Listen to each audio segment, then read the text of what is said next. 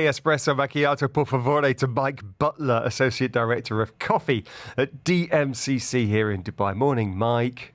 Good morning, Richard. Good morning, Tom. I hope you've had your cup of coffee this morning. A big day for you guys. You have expanded DMCC's Coffee Centre. What was it and what's the new thing?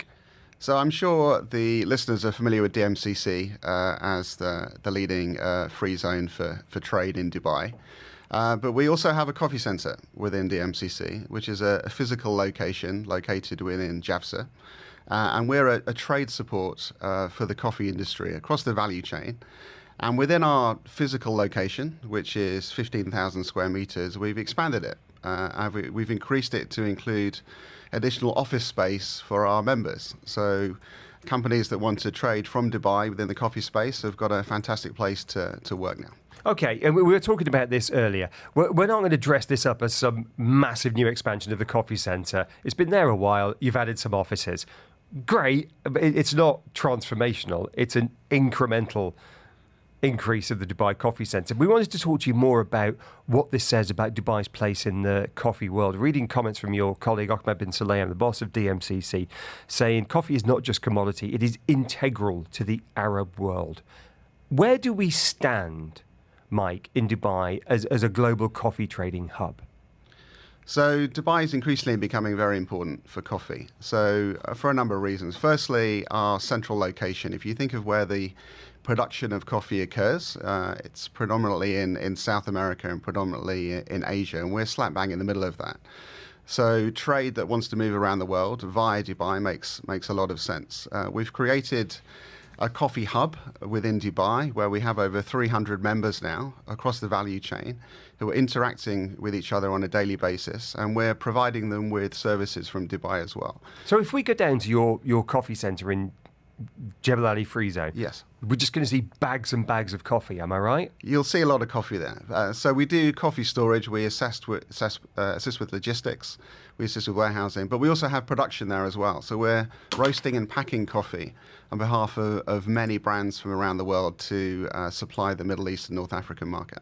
So if we can say with some conviction that Dubai is one of the world's leading hubs for gold, and DMCC is a part of that, and one of the leading hubs for diamonds. You could argue if it's number one or number three, but it's definitely in the absolute elite tier. Have we got there yet for coffee? My suspicion is we haven't, but you tell me. Well, I think we have for coffee because we're the only genuine coffee hub in the world in DMCC. There isn't anyone else in the world that's currently doing all the activities that we're doing. So supporting trade, helping coffee companies grow their businesses, roasting and packing, and enabling business-to-business trade. There isn't another entity in the world that does that, and DMCC Coffee Centre has a unique position there. And the coffee industry is changing. Let's hear from the guys from Nestle, the world's biggest coffee company now. David Rennie is the chairman of Nespresso. He's a very senior guy within Nestle, but that's one of his remits as well. This was him speaking recently at a Nestle Investor Day about how the coffee industry is changing. Now, we've seen some big shifts in the category in recent years. Coffee shop experiences still really set the tone and the flavour of where you're going to see innovation coming. But also, especially during COVID and post-COVID, young consumers are finding new ways to experiment and create coffees in their own homes, and that gives us unique opportunities to develop solutions for them. Coffee is no longer just hot, drunk in the morning. It's now an all-day-round, versatile beverage drunk hot, cold and flavoured. David Rennie there, the chairman of Nespresso within Nestle. The coffee market is changing. Mike, you've been in the coffee industry here and globally for years, decades now. You've worked for Coffee Planet, you've run coffee businesses, now you're at DMCC. What fundamental shifts are you seeing in the coffee industry? So firstly, I think there's a lot of challenge around supply chain at the moment, and in production and in climate change. So there's quite a lot going on. So if I take those in order. So climate change is a problem for the market. It's causing a shortage of production in a number of countries, has done specifically in the last 2 to 3 years, which has caused a surge in coffee prices. However, there are opportunities as well. So many producers are now taking control. They're trying to learn more about their crop, understand the value of their crop at the origin. Some are even pushing the producer brands now, which we've seen particularly from the markets in Central America, notably Panama, where we've got premium coffees and brands being created by the producer rather than the likes of Nestle, for example. So there are opportunities for growth, but climate change is playing a part. And prices have gone through the roof, haven't they? Looking at the ICE futures, coffee December 2025, 408. I think that's cents per pound.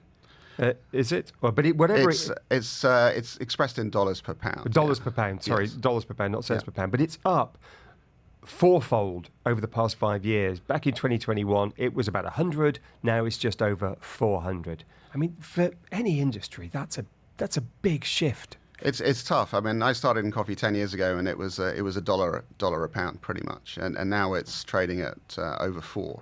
So yes, it is a challenge, and people have had to adapt to that across the value chain, and it means that margins are getting squeezed across the board, and actually now it's filtering through to the consumer, and they're having to pay more at the coffee shop as well, notably in America. Where the tariffs have now kicked in, and some of the prices in America for coffee are really growing quite steeply. What are you seeing in terms of the local industry and the guys who use the coffee hub, the DMCC Coffee Hub? Not just to trade coffee, it comes in from Panama or Brazil or whatever it is, and then is exported to Europe or wherever it is, and that's fine. That wholesale business is important, but local roasters. We see, the likes of Arabica growing up here. We see these brands in the shopping malls and others as well, the homegrown brands. How are you seeing that evolve? How have you seen that evolve over the past few years, and where's it going? It's evolved a lot. So when I moved to Dubai 11 years ago, a lot of the coffee was roasted outside of the Gulf and brought in from the States or Europe. But now local roasting is a really big deal in the UAE. Consumers are demanding to have a freshly roasted product. It tastes materially different. Does it? It does. So if it's roasted here rather than in Seattle. So if you keep a coffee for 4 to 5 months, it's a noticeable difference between that and freshly roasted coffee. And consumers are picking this up and they're demanding that. So many of the members that we deal with at the Coffee Centre are global brands that have chosen to roast with us to supply the local market because they know the competition is hotting up. So if you look at the retail brands that have grown in this market, they are locally roasting, and the global brands are noticing this. So they want to make sure they're not losing that competitive advantage. Finally, Mike, $2.5 for a cup of coffee. Tom, you spotted this one. What was it? There's Roasters who ran this new promotion, opening a new store. Roasters, a homegrown brand. Of course, they're doing very well. I think their 11th store open at the Boulevard. They put together this world record 2,500 dirhams, basically for a cup of coffee, but it was the experience as well. Look, that's great. It makes for good headlines. The fact that people signed up for that gives me an indication of just how much a coffee culture there is here. There's a huge coffee... 10 seconds on this, Mike. We've got a huge coffee culture, and we support that with our coffee auction at DMCC, which is at World of Coffee, in January next year, and you'll see some even better prices. Oh, lovely. I know a good auctioneer if you need one. Super, thank you. Gentleman to my right. Good speaking to you, Mike. Appreciate it. Mike Butler, Associate Director, Coffee DMCC. Thanks very much.